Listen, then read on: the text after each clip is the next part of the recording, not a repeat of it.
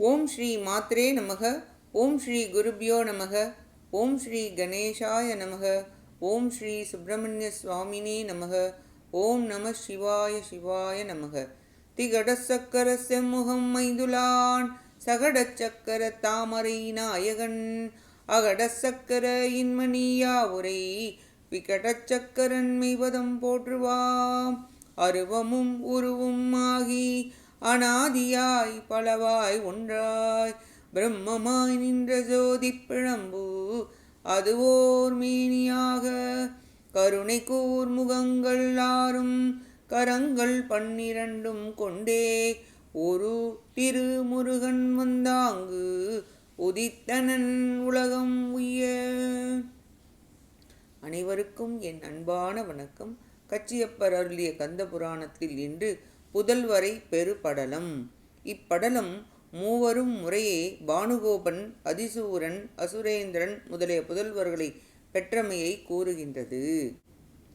அசுரர்களின் அரசனான சூரவன்மன் செய்த தவத்தின் சிறப்பால் அவன் மனைவி பதுமகோமலைக்கு குழந்தை பேறு உண்டாயிற்று.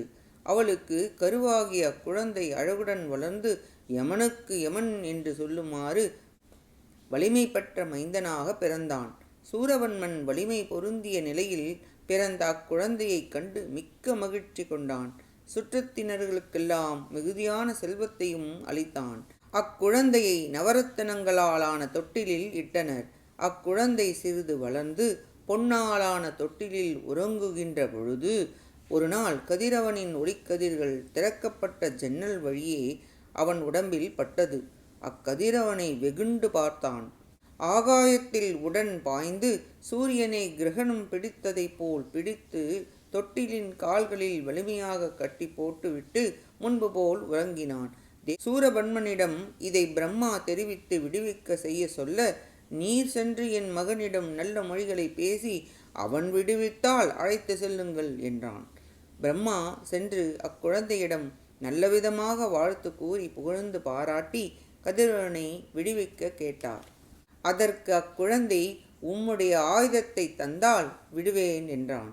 தம் பெரிய படைக்கலனாகிய பிரம்மாஸ்திரத்தை கொடுத்தருள பின் கதிரவனை விடுவித்தான் அக்குழந்தை. பின்பு பிரம்மா பாராட்டி மோகப்படைக்கலனையும் அளித்தார். அப்புதல்வனுக்கு சூரவன்மன் தன் மகனின் வலிமையை நினைத்து மகிழ்ந்து நல்ல நாளில் பானுகோபன் என்னும் காரணப் பெயரை இயற்பெயராக சூட்டினான். பதுமகோமலை மேலும் 3 புதல்வர்களை பெற்றெடுத்தாள்.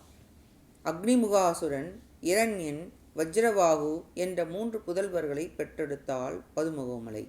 சூரவன்மன் மிகவும் மகிழ்ச்சி அடைந்தான். அது மட்டுமின்றி மற்ற மனைவியர்களுடன் 3000 புதல்வர்களை பெற்றான். வீரமகேந்திரபுரத்தில் மனைவி மக்களுடன் சூரவன்மன் சிறப்பாக அரசு புரிந்து வந்தான். சிங்கமுகாசுரன் தன் மனைவி விபுதையின் மூலம் அதிசூரன் என்ற மகனையும் மற்றும் 100 புதல்வர்களையும் பெற்றெடுத்தான். தாரகாசுரனும் தன் மனைவி சௌரியின் மூலம் அசுரேந்திரன் என்ற மைந்தனை பெற்றான்.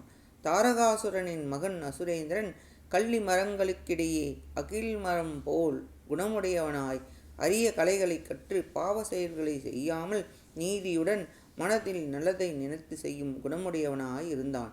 பகைவர்களை மட்டும் அழிப்பான். மாயமாபுரியில் தாரகனும் அவன் மைந்தனுடன் வாழ்ந்து வந்தான். இவ்வாறாக இன்று சூரவன்மனுக்கு பானுகோபன், அக்னிமுகாசுரன், இரண்யன், வஜ்ரவாகுவும், சிங்கமுகாசுரனுக்கு அதிசூரனும், தாரகனுக்கு அசுரேந்திரனும் புதல்வர்களை பெற்று அவரவர் நகரத்தில் மகிழ்ச்சியுடன் வாழ்ந்தனர் என கூறி புதல்வரை பெரு படலம் நிறைவடைகிறது. அடுத்த பதிவில் வில்வலன் வாதாவி படலம் பற்றி பார்ப்போம். கேட்ட அனைத்து நல்லுள்ளங்களுக்கும் நன்றியும் வணக்கமும் கூறி விடைபெறுகிறேன். மூவிரு முகங்கள் போற்றி முகம்பொழி கருணை போற்றி ஏவரும் துதிக்க நின்ற ஈராறு தோள்கள் போற்றி காஞ்சி மாவடி வைகும் செவ்வேல் மலரடி போற்றி அண்ணான் சேவலும் மயிலும் போற்றி திருக்கைவேல் போற்றி போற்றி. ஆறிரு தடந்தோள் வாழ்க ஆறுமுகம் வாழ்க வெப்பை கூரிசை தனிவேல் வாழ்க குக்குடம் வாழ்க செவ்வேள் ஏரிய மஞ்சை வாழ்க யானைத்தன் நனங்கு வாழ்க மாறிலா வள்ளி வாழ்க வாழ்க சீரடியாரெல்லாம். வான்முகில் வழாது பெய்க மலிவளம் சுரக்க மன்னன் கோன்முறை அரசு செய்க குறைவிலாது உயிர்கள் வாழ்க நான்மறை அறங்கள் ஓங்க நற்றவும் வேள்வி மல்க மேன்மைகொள் சைவ நீதி விளங்குக உலகம் எல்லாம். வெற்றிவேல் முருகனுக்கு அரோஹரா. காஞ்சி குமரகோட்ட முருகனுக்கு அரோஹரா. நன்றி, வணக்கம். வேலும் மயிலும் துணை. ஓம் சரவண பவ. முருகா சரணம். திருச்சிற்றம்பலம்.